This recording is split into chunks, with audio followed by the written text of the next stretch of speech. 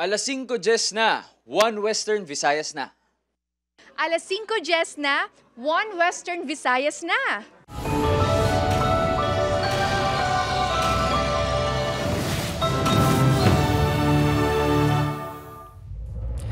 Mga balitang atong tutukan subong nga Biyernes, mga opisyal sa barangay nga yara sa likod sa pagpangbuhin sa ginapanagtag nga ayuda sa Iloilo City na tumod na sa DSWD. 13 sa 17 ka barangay official sa Iloilo City una nga pasakaan sang kaso angon sa ginapahayag anomalya sa pagpangbuhin sang ayuda. 4 ka balay na sunog sa Arevalo. Isa sa mga nasunog may nakastock nga firecrackers. BFP nagpahanumdom kung paano malikawan ang sunog sini nga Pasko kag bag-ong tuig. Pila ka creek kag drainage sa Bacolod City ginpaidalom sa clearing. 27 ka illegal structures iga-demolish. Mga magapasakop sa trillion peso march sa Domingo, Nobyembre 30 kasado na. E-bikes kag e-trikes dumilian sa mga national highway umpisa December 1 sunod sa LTO. Kag bonsai forest sa Mount Madja sa Kulasi Antique nga paboritong alagawan sa mga hiker.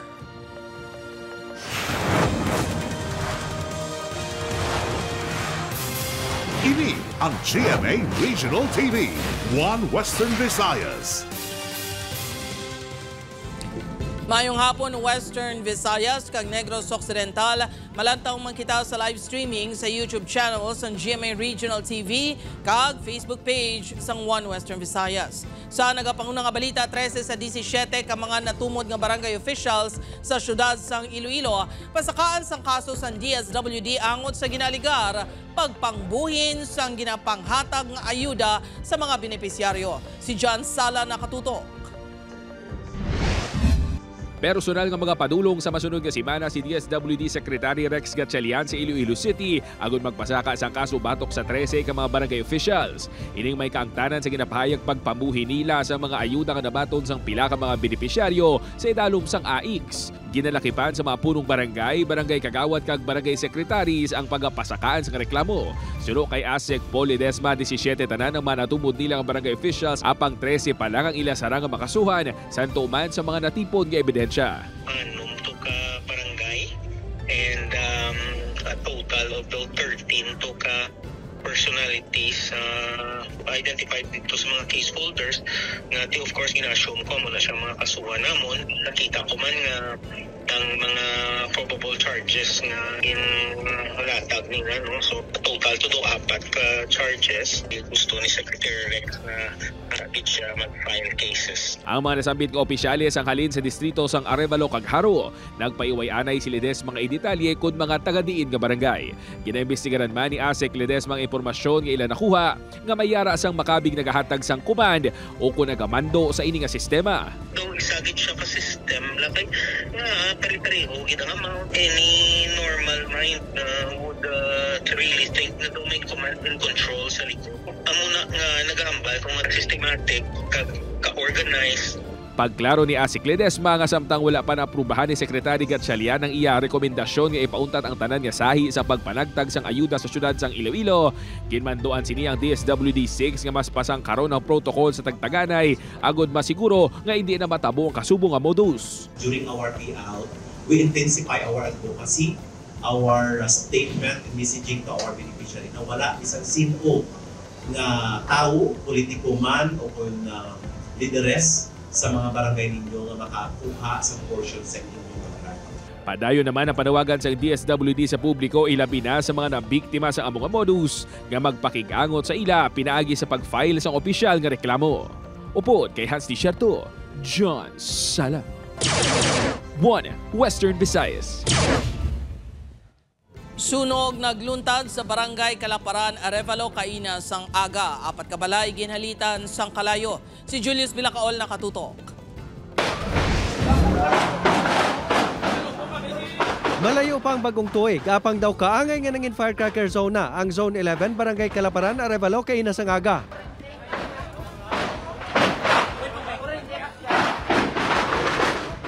Ang linupok ang nagikan sa isa ka balay nga ginalamon sang kalayo.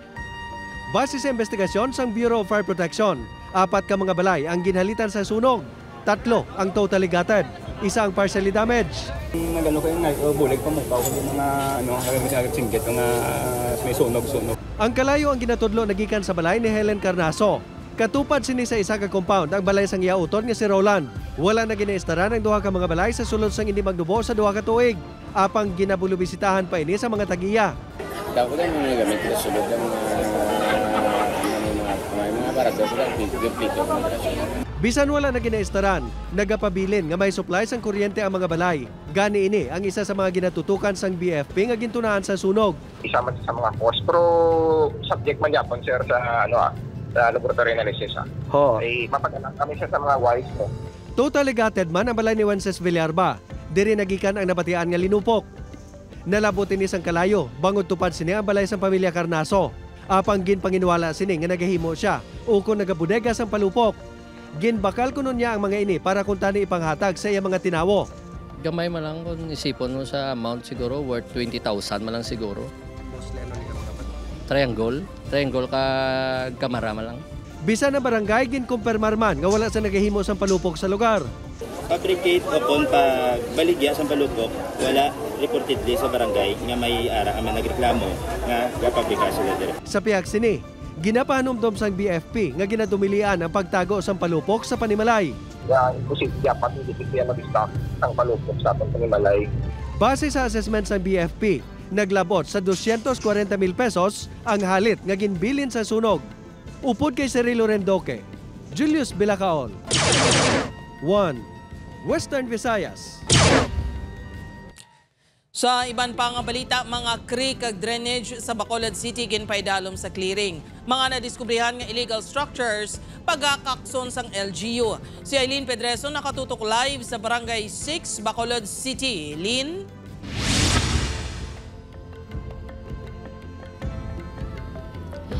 Jert, nag-iisa karon ang LGU kag private sector sa Bacolod City agud tigayon na nga masolusyonan ang madugay na nga problema sa baha sang syudad.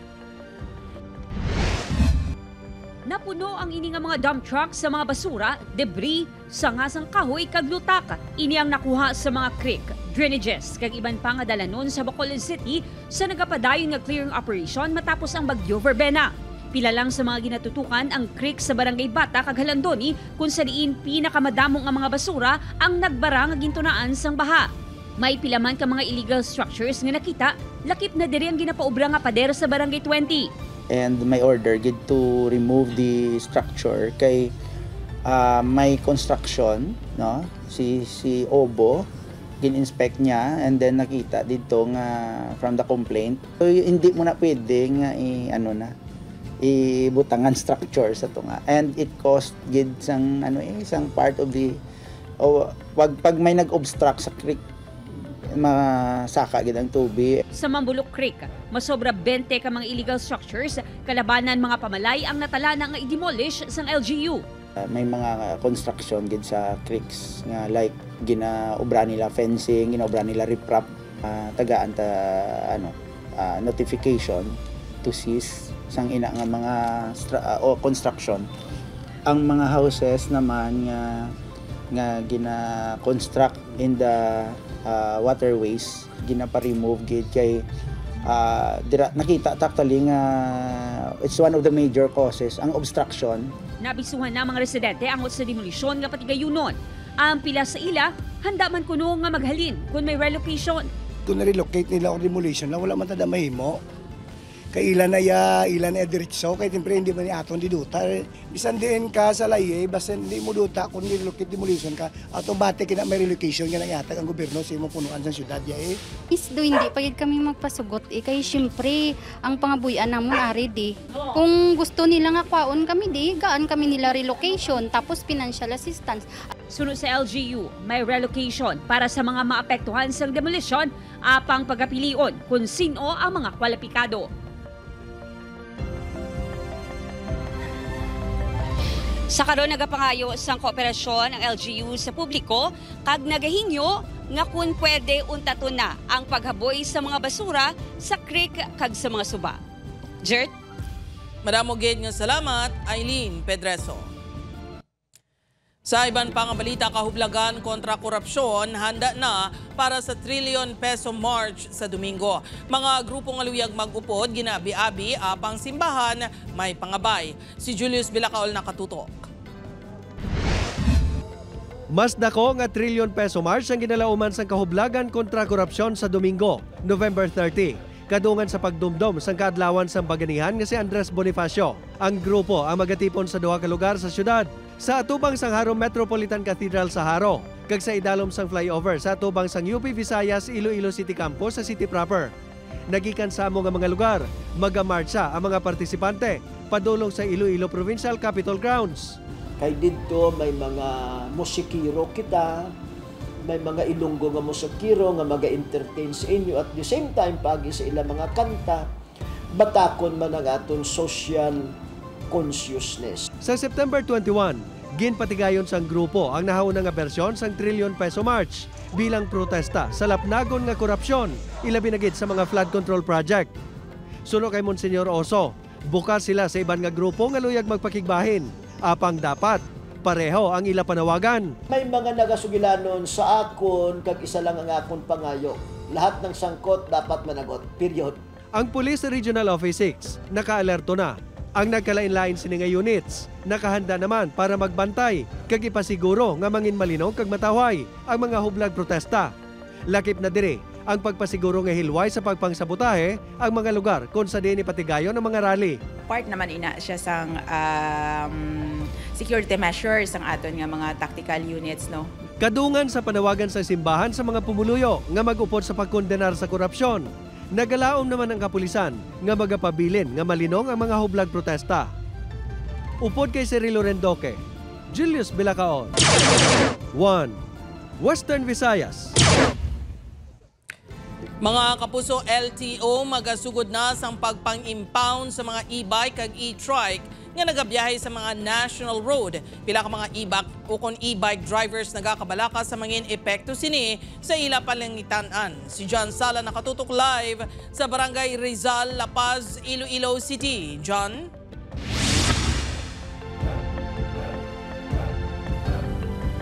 Jert, ginakulang na gani ko nung ilakita para sa ila pang adlaw-adlaw subong nga makabiyahe pa sila sa mga mayor nga dalanon. Ano pa ihan, kung malimitahan ko no ang ila biyahe. Ini ang reklamo sang pila ka mga e-bike kag e-trike drivers.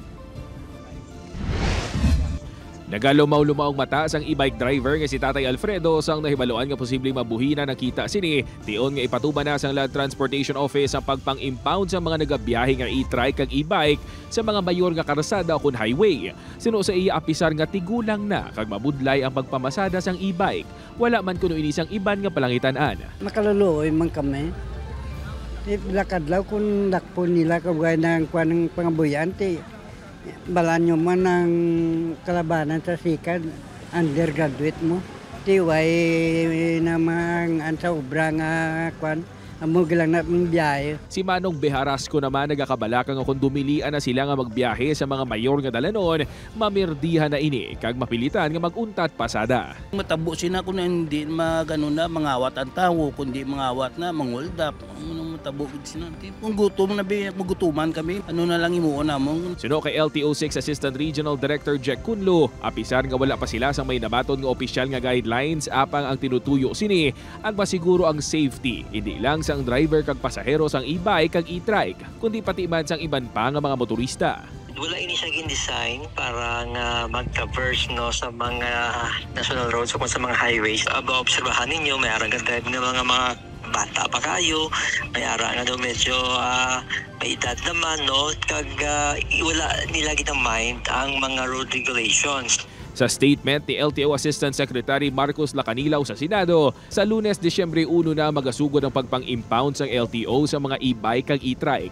Apang pagklaro ni Kunlo, magahulat pa sila sa opisyal nga guidelines gikan sa LTO Central Office antes iniipatuman. Dugang pa ni Kunlo, magadepende pa sa ipagwa nga implementing rules and regulations apang posible nga magapangayo sang bulig ang LTO sa mga LGU agud ipatuman ini.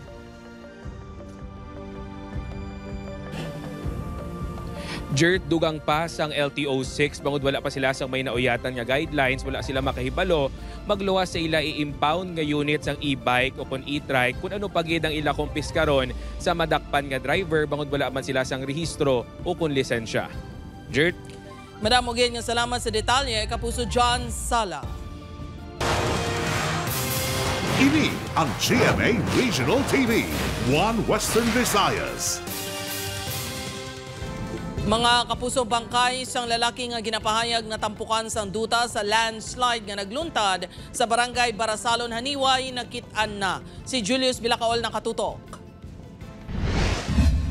3 ka semana humalin sa ginpahayag nga natabunan sang landslide nga nagluntad sa barangay Barasalon, Haniway, Iloilo. Nakita na kahapon ang bangkay sang 29 anyos nga si alias Tami. Positively identified sa pamilya nga siya because of the zoo, really nasuksok niya nga bayo kung saan nadula siya. Nobyembre 5, isa ka adlaw matapos maglaslas ang Bagyo Tino. Ginapahayag nga nagkayos ang linya sang tubig si Tami sa nabukid nga porsyon sang barangay. Amo man sadto nga tion nga naglandslide. Kag sang wala na ini makapauli, nagpati ang pamilya nga natabunan ini sang duta. Sang ginpalabot ini sa igtalupangod sang LGU, may ginpatigayon nga search and retrieval operation. Apang ini ang ginuntat lang nga wala ginakita ng lawas ni Tami. Sa pihak sang paguntat sa rescuers, nagboluntaryo kuno ang pamilya ni Tami kag mga kasimaryo sini nga padayon nga magpangita. Sang naglabay ang Bagyo Verbena, liwat kuno naglandslide sa lugar. Kag ini ang ginpalaagyan nga nakita ng iyalawas. Nakita nila ang tingil. So may picture pa gani kami, no? Suno kay De Paula, wala naman naghingyo sang investigasyon ang pamilya ni Tami, bangod kumbinsido man sila nga aksidente ang natabo. Upod kay Cirilo Rendoque, Julius Bilacaol, 1 Western Visayas. Mas sobra 1 milyon nga balor sa suspected shabu na recover sa drug buy-bust operation sa Bacolod City. Samtang kapin 1 kagatos ka karton sang ginapatian smuggled nga sigarilyo na recover sa Sipalay City. Si Aileen Pedreso nakatutok. Gusto na lang nga magduko-duko ang duha ka mga lalaki nga subject sa drug buy-bust operation sa Barangay 3, Bacolod City. Kinas ang kagahon, ginkasa sa Bacolod CDEU ang operasyon batok sa mga subject nga Sanday alias Toto, 19 anyos, kag alias EJ, 18 anyos. Ini matapos na monitor sa kapulisan ang illegal nga transaksyon sang duha sa lugar. Na-recover ang 150 grams ang suspected shabu nga nagabaloro sang masobra 1 million pesos. Padayon pa nga ginahibalo kung saan sila nakakuha sang supply sang illegal nga droga. Sa Sipalay City, Negros Occidental, nakabaton sang report ang PCG nga may mga smuggled nga sigarilyo sa lugar. Rason nga ila inigin padulungan. Pag-abot sa lugar, ini na lang ang naabdan sang otoridad. Basa ang mga karton nga sigarilyo nga may nakalain-lain nga brand kag naglapta sa kilid sang baybay. We activate the Coast Guard Station sa Negros Occidental. Upon operation, pag-proceed naman sa area, we confirm the indication na positive sila sa area. Ang bangka may ara nga cigarettes. Nagagwa sa investigasyon sa PCG nga posible na buslot ang sakayan, rason nga nagkalahulog ang mga karga nga sigarilyo. Naglabot sa 12,000 reams of smuggled cigarettes ang na-recover sa lugar. There is a possibility, ma'am, nga within the Negros Occidental, still on the part of the PCG, we are strictly implementing the mandates of the Philippine Coast Guard. Ginaimbestigaran pa ang ginapayag mga persona nga nakapalagyo matapos matukiban nga mag-ooperate ang PCG. Na-recover ang van nga ginalantaw ginkargahan sa mga sigarilyo. Upod kay Reynald Casillo, Aileen Pedreso, 1 Western Visayas. Mga kapuso, parehong ginbawian sang kabuhi ang magtiyo nga Joaquin Servano, 55 anyos, kag Philip Servano, 30 anyos, ang nakuryente sa barangay Tagbak Sur, Oton, Iloilo. Sunod sa asawa ni Joaquin, kagabi ginkayo sang iyabana kag hinablos ang kable sang kuryente nga nabugto apang wala na sila nakapauli. Kay na sang aga nasapuan sa barangay Tanod ang duha kag wala na sang kabuhi. Sunod sa kapulisan, posible nga nakatandog sang live wire ang duha, rason nga na kuryente. Nabugto ko no diyang amon nga rabalaw. Amo to nga pagbalik na sa balay, nagkuha sang flies, inaga na diyang hinablos nga makadrodigya. Ay ubrahong siling ko, buwas na lang, ay gabi na.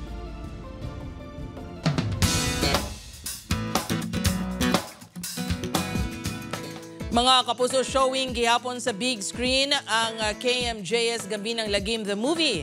Malantaw ang 3 ka istorya nga based on true stories. Isa na dira ang Pochong nga ginabidahan na day Miguel Tanfelix, Christopher Martin kag John Lucas. Araman Sanday Sanya Lopez kag Elijah Canla sa Berbalang. Upod si Rocco Nasino. Maposes naman sang demonyo ang karakter ni Jillian Ward sa istorya sang Sanib. Kaupod si Therese Malvar, syempre presented by multi-awarded journalist and host Jessica Soho. See you sa mga sinihan, mga kapuso. Ini ang GMA Regional TV, One Western Visayas.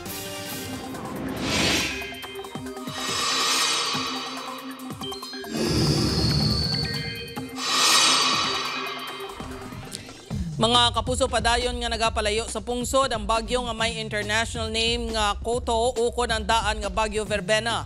Apektado man sa gihapon sang trough ukon extension sang bagyo ang iban nga bahin sang pungsod kasunod sang pag-eksistir sang amihan, easterlies kag shear line. Sa datos sang Metro Weather, may chance man sa gihapon sang lapta-lapta nga pag-ulan sa Western Visayas kag Negros Island Region. Mabaskog ang ulan sa iban nga bahin sang Capiz.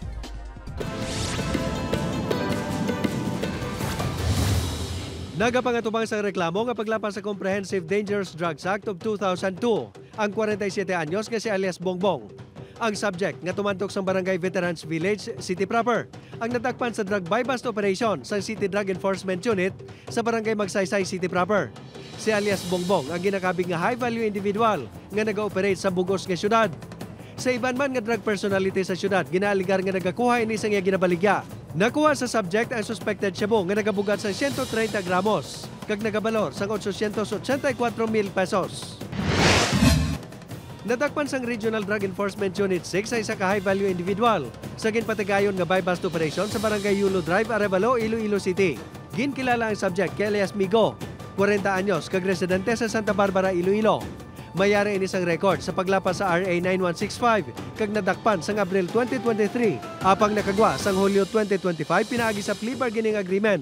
Nakuha sa iya ang ginabulubanta 65 gramos nga suspected shabu nga may standard drug price nga 442,000 pesos.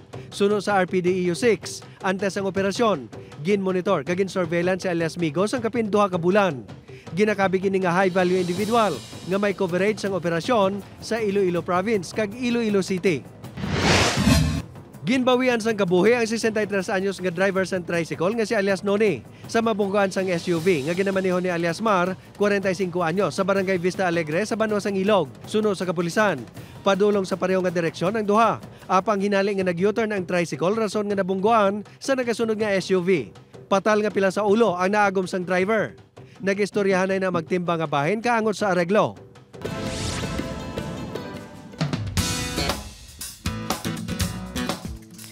Mga kapuso, nostalgia ang feels nga dala sa bagong nga single ni GMA playlist artist Ali Gonzalez. Ginatiguluhan nga Spoil the Movie, ipabatsyag sa kanta kung paano makalampuas sa overthinking stage sa relasyon. Get ready nga makilig bangod pwede na pamatian ang Spoil the Movie sa tanan nga digital streaming platforms worldwide.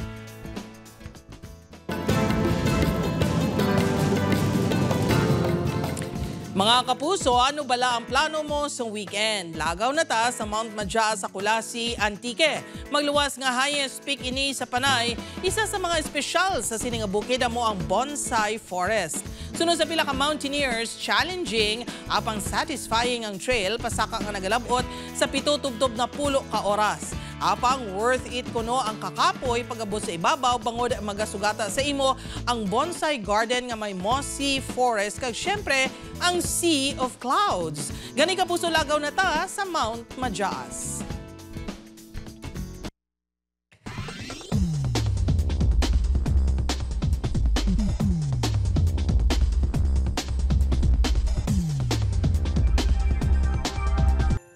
Mga kapuso, 27 days na lang, Pasko na.